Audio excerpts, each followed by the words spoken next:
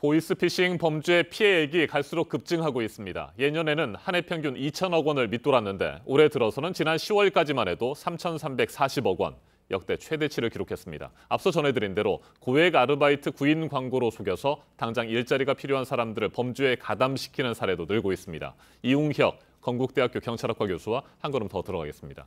안녕하십니까? 네, 안녕하십니까? 네, 교수님. 네. 보이스피싱 범죄가 국내에서 처음 발생한 것이 2006년쯤이니까요. 벌써 12년가량이 흘렀는데 그동안 피해가 심각했고 대처법에 대한 홍보도 활발하게 진행이 됐는데 네. 왜 이렇게 계속해서 범죄가 기승을 부릴까요? 네, 아무래도 그 시사적인 것을 네. 되뚫고 있는 이런 상태이고요. 바꿔 얘기하면 상당히 진화 발전됐다 이렇게 생각됩니다. 과거 같으면은 단순하게 네. 누가 납치됐다라고 하는 이런 얘기만 썼지만은 최근에는 그 시기별로 네. 또는 계절별로 그 내용이 상당히 그 다양하다 보니까 아주 그 속기에 쉽게 됩니다. 예를 들면 이제 입학 시즌이 되게 오면 대학에 예를 들면 예비 입학한 사람들을 대상으로 해서 또 접근하고요. 네. 또 과거 같으면 어눌한 그 외국인 사투리였는데 지금은 아주 그 세련된 표준어를 또 사용하다 보니까 이것은 정말이다 이렇게 믿을 수밖에 없고요. 더군다나 새로운 모바일 등을 통해서 앱을 또 깔게 하는 네. 전에는 없었던 것까지 새롭게 진화 발전하기 때문에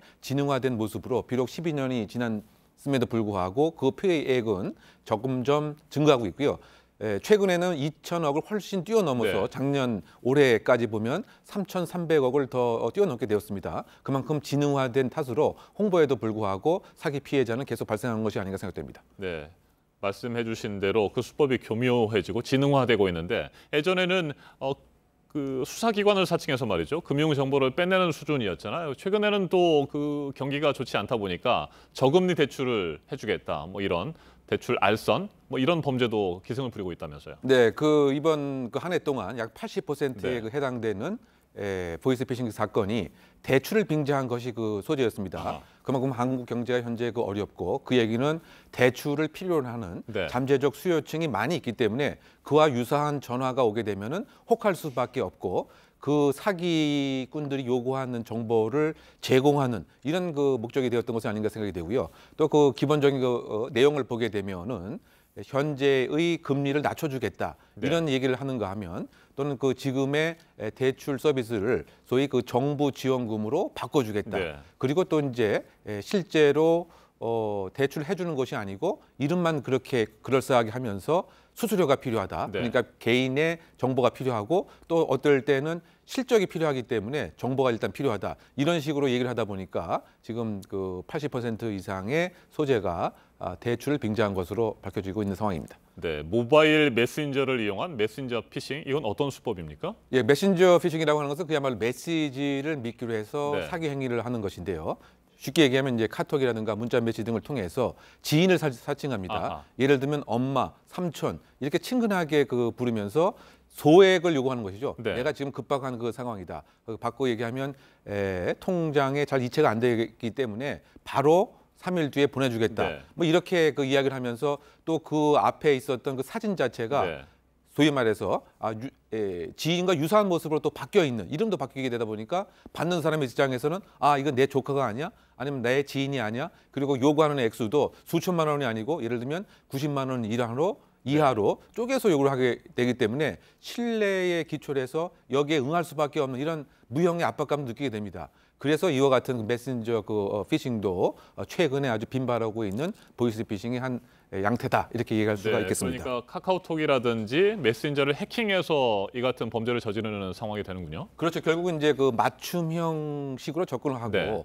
또 프로필 그 사진이 예를 들면 바뀌게 되는 경우에는 내가 현재 이 컴퓨터로만 이렇게 접근할 수밖에 없기 때문에 전화는 안 된다. 이 얘기는 뭐냐면 전화로 확인하려고 하는 것을 사전에 막는 이와 같은 또 효과도 있는 것이죠. 네. 그러니까 상당히 그 진흥화 되어 있고요. 그래서 최근에는 그 모 연예인도 네. 사실은 알면서도 뭐 당할 수밖에 없는 것으로 진흥화되었다 이렇게 요약할 수 있을 것 같습니다. 네, 내일이 성탄절입니다. 또 지금 연말을 맞아서 택배와 관련된 뭐 문자, 스미싱 이 피해도 심각하다고 하던데 이건 어떻게 되는 겁니까? 이건 택배 스미싱이다 이렇게 네. 얘기를 할 수가 있는데요. 최근에 이제 선물을 주고받는 이런 명절을 전후해서 이것이 그 기승을 부리고 있는데요. 일단은 택배가 도착을 했다 아니면 택배의 주소가 잘못됐다라고 해서 URL을 함께 이제 보내게 되는 것이죠. 아하. 그런데 다만 이제 그것을 그 클릭하게 되면 소위 그 악성 앱이 그대로 그 깔리게 됩니다. 아, 자동으로 깔립니까? 자동으로 깔리게 되고 네. 거기에서 요구하는 정보들이 있습니다. 이를테면 전화번호를 요구하게 되는 것이죠. 그 전화번호를 입력하게 되면